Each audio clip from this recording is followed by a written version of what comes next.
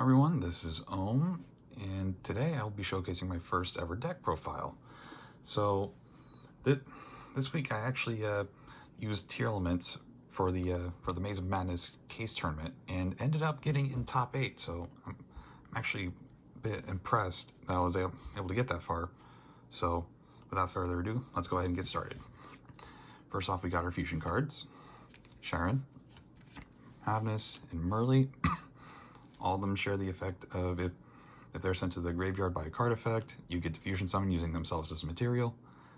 Havness being the best of the three, because if you can also use her as a special summon by discarding a card and then sending the top 3 cards of your deck to the grave. Havness being able to special summon itself if your opponent activates a monster effect, then you mill 3. And Merly, just on normal summon, mills 3. And with these, you have 2 copies of Rhinoheart. Rhinoheart being one of the decent normal summons in your deck. On summon, lets you send a Tearlaments monster to the grave, and if it gets sent to the graveyard, you get to special summon it back, or you get to special summon it but banish it when it leaves the field. Then you send a Tearlaments card from your hand to the graveyard, which is good enough because it lets you chain block the Rhinoheart. Next up, we got the Kashtira cards. 3 copies of Fenrir. Fenrir, if you control no monsters, you're able to special summon it. And if your opponent activates a monster effect, or if this card declares an attack, you can actually get to banish one face-up card that they control face down. And the search target for our Fenrir will likely be Tearlaments Kashtira. Tearlaments Kashtira is actually able to special summon itself and then banish a card, or Tearlaments card, from your hand or graveyard. And this is a quick effect, so you can do it. You can actually use it during the main phase. And on summon, you are able to either send the top 3 cards of your deck or your opponent's deck to the graveyard. So if you know that your opponent is not running a graveyard deck, you could use it to send some of their stuff away, or you can just try to get some knowledge of what they're doing, but most likely you're just going to mill your own. Next up, we have the Ishizu cards, which is going to be 1 Agido, 1 Kelbeck. Now, the Agido and Kelbeck, they share the effect where if they're sent from hand or deck to graveyard, you and your opponent both mill 5. And they both serve as a sort of hand trap. Agido can actually, if a card is sent from an opponent's hand or deck to graveyard, you get to special summon it, and you can special summon 1 Earth Fairy from your graveyard. And Kelbeck, if the same thing happens, you get to target one of your opponent's special summon monsters, special summon this, and then bounce it back to their hand. We also have the 2 Shufflers, 1 Keldo and 1 Mudora. Keldo and Mudora share the effect where they can banish themselves from the graveyard in order to target 3 cards in either player's graveyards, and then shuffle them back. And they both have the effect where they are able to discard 1 other Earth Fairy to special summon themselves, but Keldo has the mandatory effect where they have to add 1 Exchange of the Spirit or 1 card that mentions it. So if you have all your Ishizu cards already in the grave, you won't be able to act, or if you have like 2 Ishizu cards in your hand and the rest are in your graveyard, you won't be able to activate Keldo's effect. Next up, we have our main way of sending these cards to the graveyard. Diviner the Herald. Diviner the Herald is actually likely your best normal summon because you're able to send those Ishizu cards. Plus, it's also, when you do that, it bumps its level up by 4. So therefore, it becomes a level 6. And if you have a level 4 on the field, it lets you go into an easy synchro like Baronne de Fleur. Next up, we got our small Shadal package. 1 copy of Beast. Beast, when sent to grave by card effect, you get to draw a card. Squamata, if sent to the graveyard by card effect, you get to Foolish 1 from your deck. So usually you send this in order to send Beast, and then you can draw 1. And then, odd copy, we got Hedgehog. Now because I didn't have Hollow, I decided to use Hedgehog instead, because Hedgehog lets you add 1 from deck. So usually I use Hedgehog to search for Squamata if I haven't normal summoned yet, and if I have like a Sharon on the field, you're actually able to overlay Sharon and Squamata into making like Time Thief Redoer or any other rank 4. But it's better that you use Redoer, because if you do that, you're actually able to chain block the Squamata with the Sharon Fusion Summon. Next up, we have some fusion targets. King of the Swamp. Now, King Swap is basically going to be your name substitute for anything. So basically like Rule Kalos, Grapha, monsters like that. And then we have the only board breaker hand trap that we have, 3 copies of Nibiru. Nibiru actually is, I would say that I'd like to see some more use of it, but unfortunately I didn't really run into that many decks that actually got to see play for it. And when it was a good time to play it, I didn't run into it. But for stuff like Kashtira, this would break their board, most likely. Next up, we're going to the spell cards. So we got, for our field spells, we got 3 copies of Primeval Planet. Primeval Planet being our main searcher for our Tearlaments cards, which, funnily enough, you can also search Tearlaments Kashtira off of it. And we got 1 copy of Pressure Planet Wraitsoth. Wraitsoth being able to search our Kashtira monster. So if we open up with this is basically your 4th copy of Fenrir. Then we have 1 Terraforming to be able to search for our field spells. So whichever field spell that we're needing. So if we already have like Primeval Planet and we have a Terraforming in hand, we can just use the Terraforming to search for Wraitsoth. Next up, we have 1 copy of Tearlaments Heartbeat. Heartbeat is actually able to target a spell or trap in the field and then shuffle it back into the deck. And then you send 1 card from your hand to grave. Now, if it gets sent to the graveyard by card effect, you get to target a Tearlaments trap in your grave in order to add to your hand. Then we have 2 copies of Tearlaments Heartbeat, or not Heartbeat, Scream. Scream is able to, if a monster is summoned and you control a Tearlaments monster, you get to send the top 3 cards of your deck to the graveyard. So this provides a way of chain blocking some of your effects. Like, for example, if you have this on the field and you normal summon Rhinoheart, you get to mill and you get a chance to dump. So, also if it's sent to the graveyard by card effect, you get to add a Tearlaments trap from your deck. Next up, we have 1 Foolish Burial. Foolish Burial, kind of self-explanatory. Usually you would use it to dump either an Ishizu card or whatever you're needing, like maybe a Shadal card to get some sort of advantage, or a Tearlaments card if you have your fusion stuff ready. Speaking of, we have 1 copy of Polymerization. The Polymerization, also self-explanatory. Normally we're searching this off of King of the Swamp's effect, where you just discard it in order to add poly. Then we get to our traps. 1 copy of Tearlaments Crime. I know that some people tend to run Meta Noise, but I would prefer Crime. Crime is just basically your Omni Negate for the deck.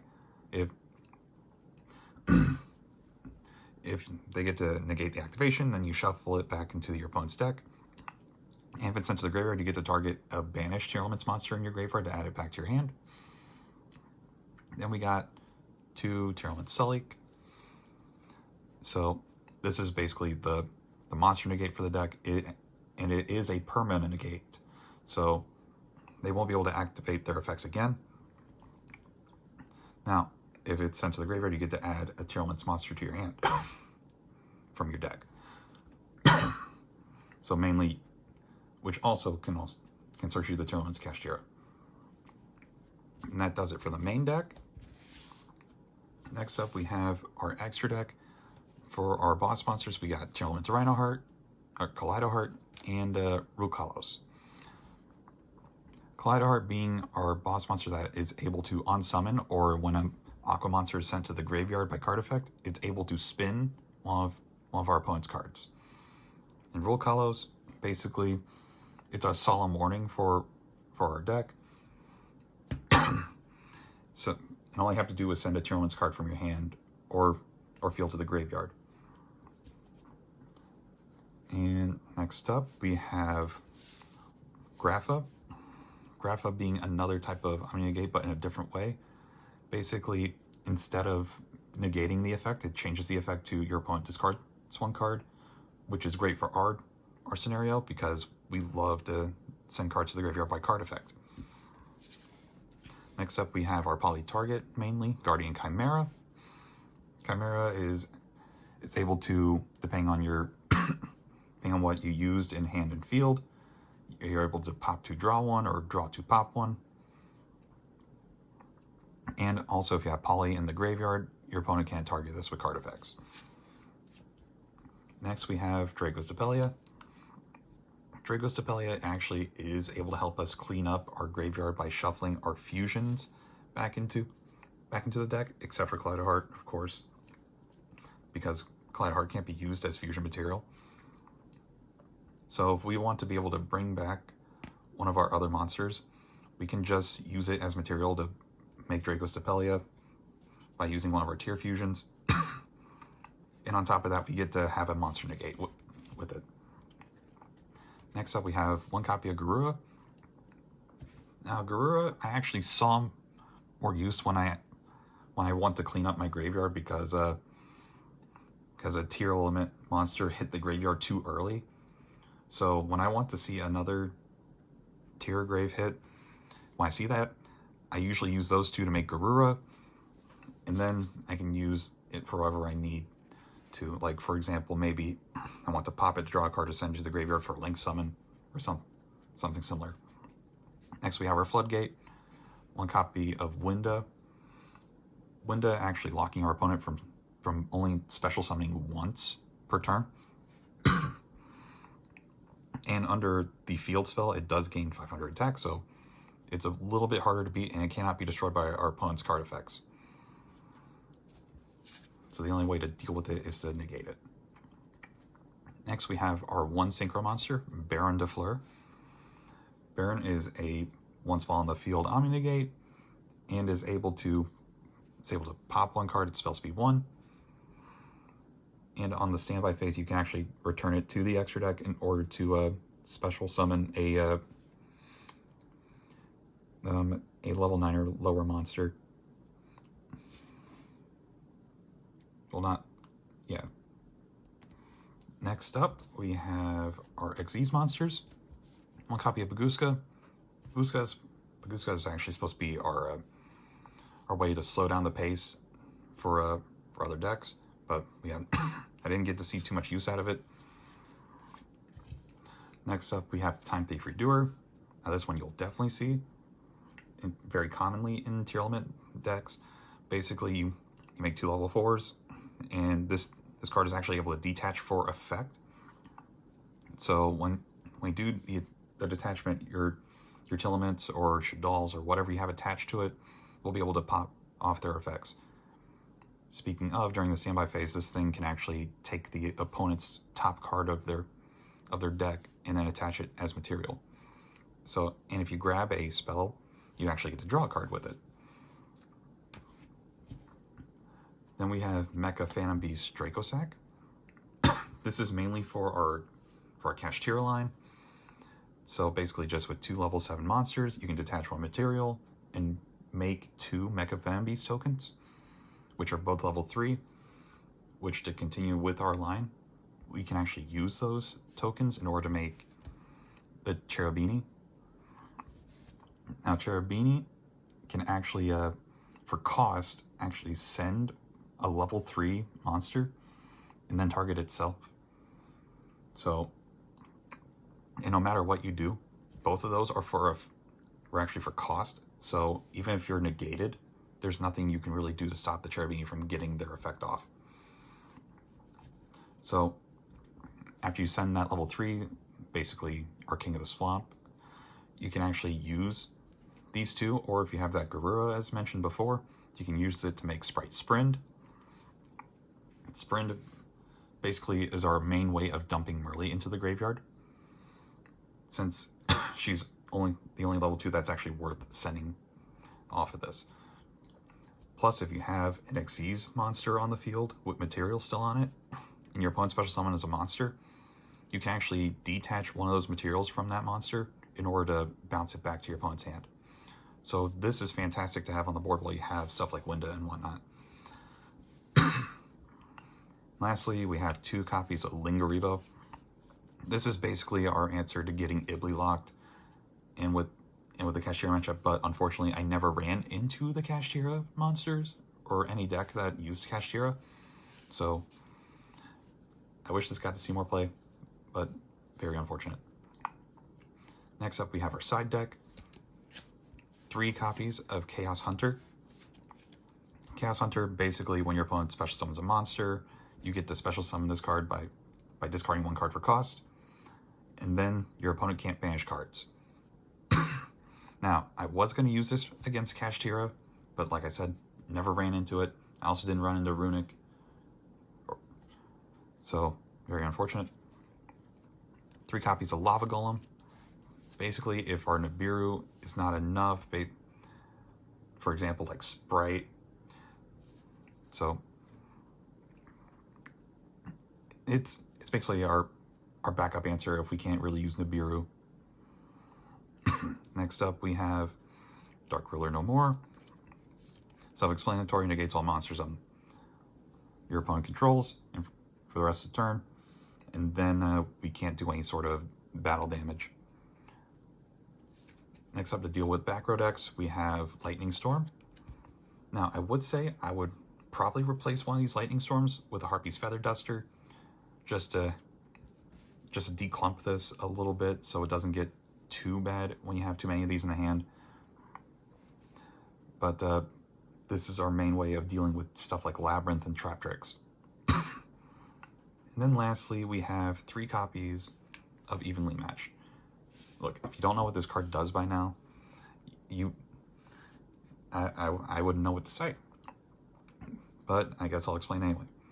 At the end of the battle phase, if your opponent controls more cards than you do, you can actually make your opponent banish cards face down in order to have the same number of cards that you control. And if you control no cards, you can activate this card from the hand. And so this is our biggest board breaker. And it's not once per turn. So if you have 2 of these in hand, it's devastating, as anyone would know that has faced it. And just to show off what the deck can actually do, I'll go ahead and show a small combo that actually uses an example of the line. So let's say that we have a Fenrir and a Heartbeat. Don't really need to shuffle that. It doesn't really matter what we do at this point. So during our main phase, we can actually special summon the Fenrir and use its effect in order to add something like Tearlaments Kashtira to our hand. Then we can use the Tearlaments Kashtira to special summon itself and banish the Heartbeat. Now, it doesn't matter what we're actually milling here, so just assume that we hit absolutely nothing, but in case we did, doesn't really matter. We could whiff for all we care. Then we can use these 2 in order to overlay and make Dracosack. Then we can use the Dracosack's effect in order to detach and bring out 2 Mecha Fan Beast tokens. Then we can use those tokens in order to make the Cherubini. Then use the Cherubini's effect in order to send a King of the Swamp. Target itself. Like I said, even if it's negated, it can still pay its cost. Then we can use these 2 as link material in order to bring out our Sprite Sprind. And then we can use our Sprind in order to send Merly. And now we can actually do our first fusion summon, being the Merly that we just put in the graveyard, and our King of the Swamp.